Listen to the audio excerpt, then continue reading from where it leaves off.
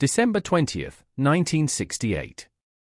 A quiet lover's lane near Lake Herman Road in Vallejo, California.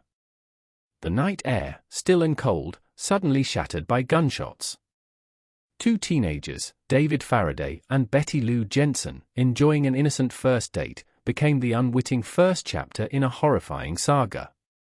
Their lives, extinguished. Their futures, stolen. It was a brutal, senseless act that would soon prove to be just the beginning. A prelude to a terror that would grip an entire state, leaving behind only questions, and the chilling promise of more to come. No motive. No witnesses. Just a silent, deadly message etched into the darkness. 7 months later, on July 4, 1969. Another lover's lane. Another dark, quiet spot.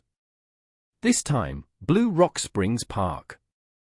Darlene Ferrin and Michael Mago, sitting in a car, found themselves confronted by an unseen assailant. A flashlight beam, blinding. Gunshots, echoing. Darlene Ferrin died at the scene. Michael Mago, critically wounded, somehow survived. He would provide a harrowing account of the attack, a glimpse into the face of pure, unprovoked malice. Was this related to Lake Herman? The similarities were undeniable. A pattern of terror was beginning to emerge, faint yet distinct, chilling those who dared to look closely. Just weeks after the Blue Rock Springs attack, the killer made contact. 3 letters, identical in content, were sent to 3 different San Francisco Bay Area newspapers, the Vallejo Times-Herald, the San Francisco Chronicle, and the San Francisco Examiner. They contained cryptic details of the murders, information only the killer would know. But more chillingly, they contained a demand. Publish the letters, or more would die. This wasn't just a killer, this was a provocateur. A puppeteer, pulling strings from the shadows, eager for an audience. The media, caught between public safety and aiding a criminal, faced an impossible choice. Accompanying the taunting letters were strange, complex ciphers. Each letter boasted that if decoded, these messages would reveal the killer's identity. But their true purpose felt far more sinister. Were they a genuine challenge? Or simply another layer of psychological torture, designed to frustrate authorities and amplify public fear? The first cipher, a 408-symbol puzzle, was quickly cracked by a high school teacher and his wife. Its decoded message, however, offered no name. Only a chilling, ego-driven declaration of intent. The killer was enjoying the game. And the world was now his unwilling chessboard.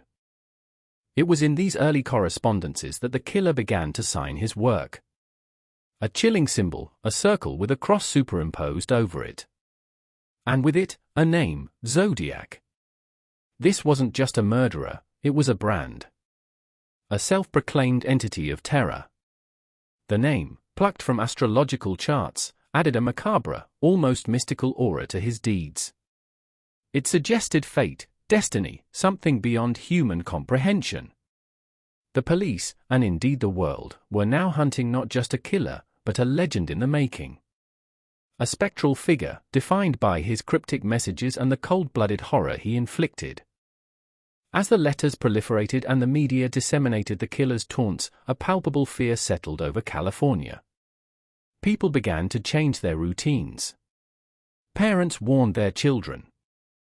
The innocent act of enjoying a park or a quiet evening drive became fraught with unseen danger. The Zodiac was everywhere and nowhere, a boogeyman crafted from newspaper print and collective dread.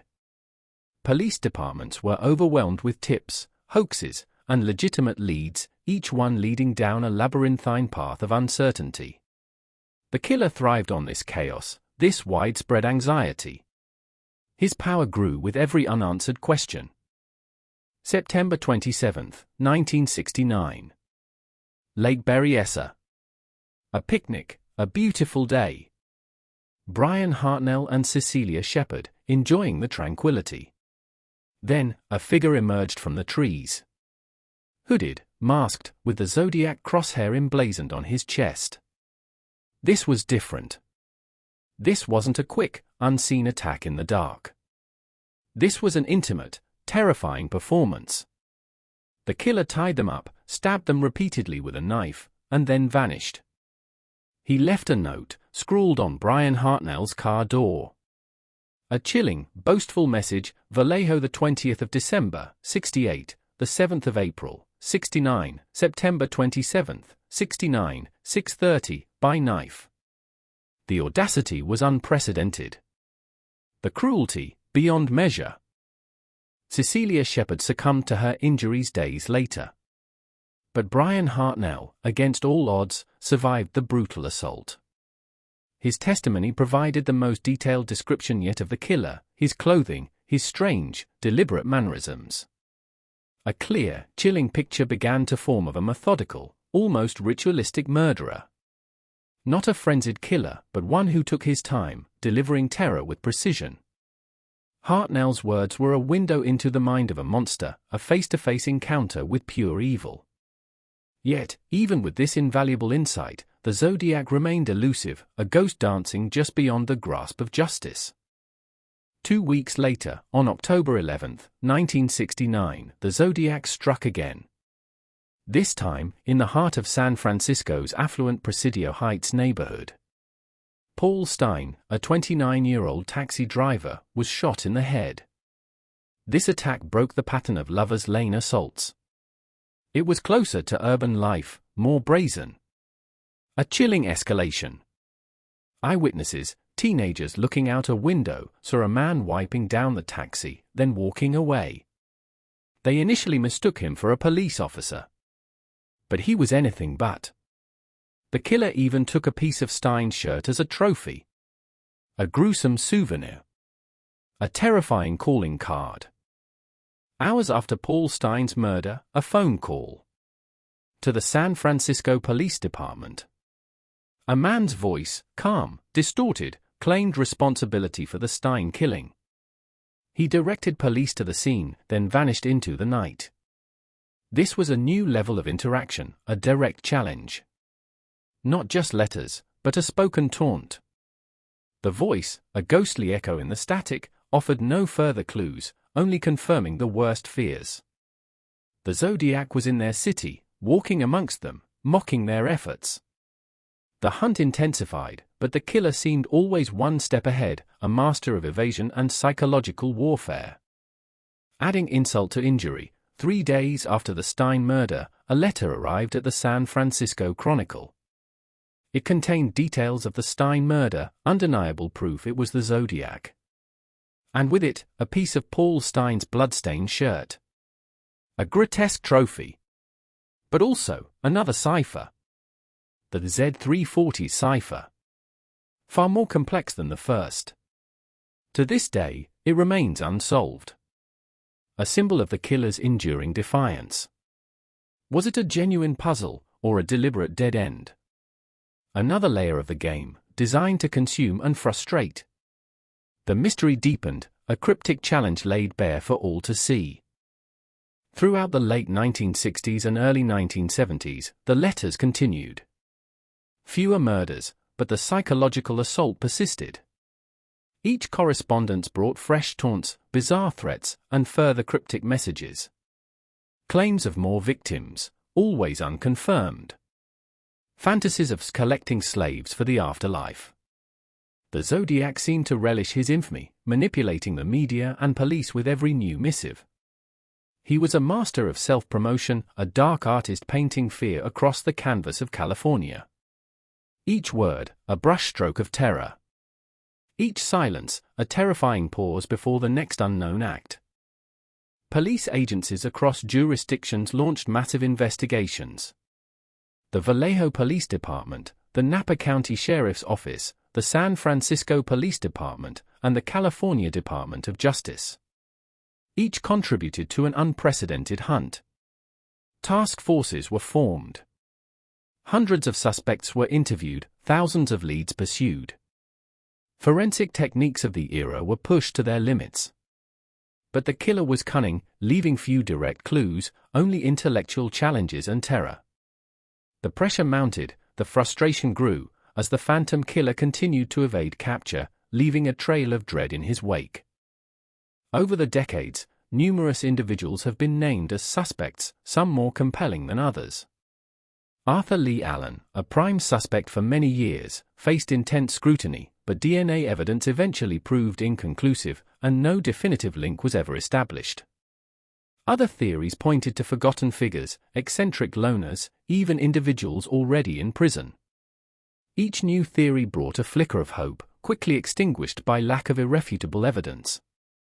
The Zodiac seemed to possess an almost supernatural ability to remain just out of reach, leaving a legacy of doubt and speculation. Was he a master of disguise? Or simply incredibly lucky? The confirmed killings attributed to the Zodiac Killer occurred between December 1968 and October 1969. But the letters continued, sporadically, into the early 1970s. Then, a chilling silence. Did the Zodiac die? Was he imprisoned for another crime? Or did he simply choose to retire, content with the chaos he had sown? The absence of a definitive end to his reign of terror only amplified the legend. The case remains open, a gaping wound in the annals of American crime. What became of the man behind the mask? The answers remain buried, perhaps forever, in the murky depths of the past. The Zodiac Killer left behind more than just victims and unsolved ciphers. He left a legacy of profound fear and a chilling testament to the banality of evil. His story has seeped into popular culture, inspiring films, books, and countless true crime analyses. He became the archetype of the unknown serial killer, a faceless monster who proved that sometimes the most terrifying monsters are the ones we never catch. The questions persist: who was he? Why did he kill? And will we ever truly know? His shadow continues to stretch across the decades, a grim reminder of the darkness that can emerge from anonymity. Even now, decades later, the hunt continues. Modern DNA techniques offer new avenues for investigation, revisiting old evidence with new eyes. Every cold case detective, every armchair sleuth, every true crime enthusiast keeps a watchful eye, hoping for that one piece of evidence, that one breakthrough, that will finally unmask the Zodiac. The technology may evolve, the public memory may fade, but the specter of the Zodiac Killer remains. A phantom menace, whose final act of terror was simply to vanish, leaving behind an indelible mark on history and an eternal question: will we ever truly know his name?